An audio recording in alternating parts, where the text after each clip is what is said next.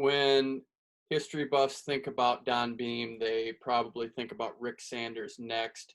Rick Sanders was an Olympic silver medalist in 1968 and 1972, the first world champion in 1969.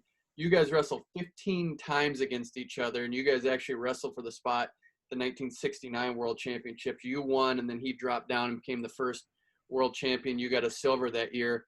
Describe what that rivalry was and what it meant to compete against him that many times.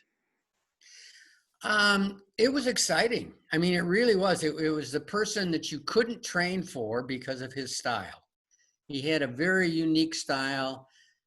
He had a unique personality. He was one of a kind. We haven't had anybody with those kinds of personalities or abilities. The only one that would come close would be a Dave Schultz, because I knew I had to have everything perfect. I had to be in great shape. We were kind of opposites in that respect. I'm a trainer. I'm a hard worker. I analyze, I improve, I get better, I figure things out, find a new way to do this, and I'd never miss a workout. Sanders, on the other hand, would party and, chase women and do kinds of things like that. But when he walked on the mat, he was a different person. And you can see his videos of that 72 Olympics. And there he is. I sat in his corner for the Olympics. So I was right there with him, and I was there. I helped him make weight. I got him out running. I was his roommate in Munich. He and Sergio Gonzalez and I lived in the same room. And I would go out and work out with him. I'd get him to work out. I'd wake him up and let's go. And I was essentially his corner coach. Bill Farrell, the coach the Olympic team that year, he asked me to go along to Munich and take care of Rick. And that's what I did. And I'd do it again. We were competitors on the mat without a doubt. But when it was over, it was over. I carry no ill will, and I didn't like losing. I don't have to do that, but he was a unique person. What was that like then, getting ready for that? You alluded to it, but when you're in that kind of a style and he's going to throw something that's different and probably make up on the fly, is there any way to prepare for that? Not really. He could train for me because my style was solid. In fact, he trained with a person called Johnny Miller, who I think went to Oregon and has since passed away. And Johnny Miller and I were a lot alike. Solid stance, good position, good defense, good offense. When you'd get in on a leg with Sanders, he might ankle pick your far leg with his hand. Now, how are you going to do that when you got his leg up in the air? He could. So, you just had to make it.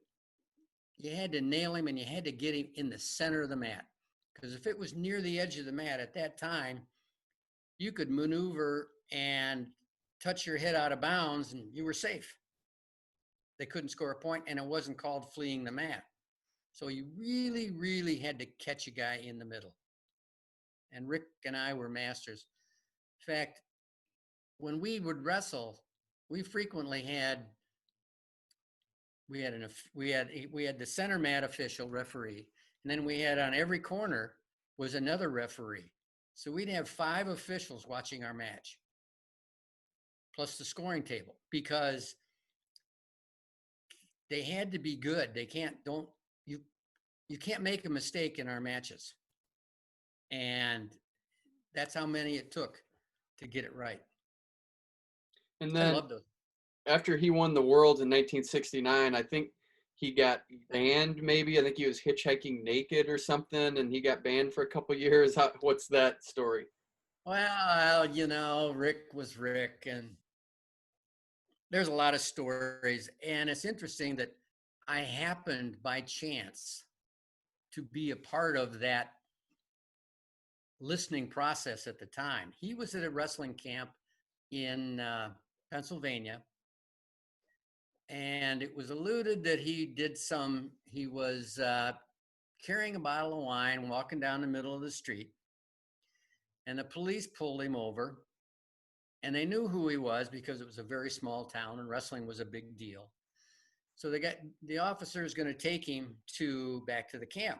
I mean, he offered the officer a drink of wine and things like that. And they put him in the back seat of the car. They didn't handcuff him because he's really not violent.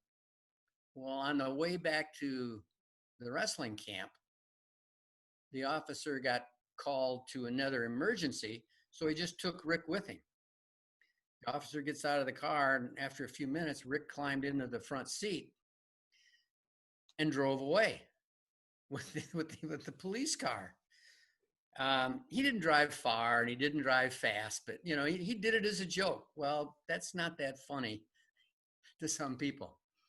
So we got back to camp. Now, Doug Blueball was the coach of the world team, and I happened to be at Doug's place, and he was asking about Rick, and I didn't know the story until later. So I just, I'm just listening to Coach Blueball talk to Rick on the phone. Rick's explaining. He says, "Now, Rick, I want to know where you are. So if I want to call you and find out what's going on, I can find you." And Rick gives him a number, and then they say goodbye. And Doug says, "I'm going to call him back right now. He says he's at this number. If he's at this number, he's okay. If he's not, I'm going to kick him off the Pan Am team." So he did, and Rick wasn't there. So Doug had to call back to United States Wrestling Federation office to get the clearance to kick him off the team, which he did. And then we went to the Pan Am Games and did all that. Rick didn't go to the training camp. Rick didn't go to the Pan Ams in Colombia. And then we came back from Colombia. We were going to be 1 week in Annapolis for a tryouts for the World Championships, going back to Bulgaria. And they wouldn't let Rick try out for the world team. So he didn't get to go to those World Championships. So he missed the 70 World Championships, the 71, and then he passed in 72. So it was a tragedy. Leave it to Rick to create drama because he liked it. He actually liked the drama.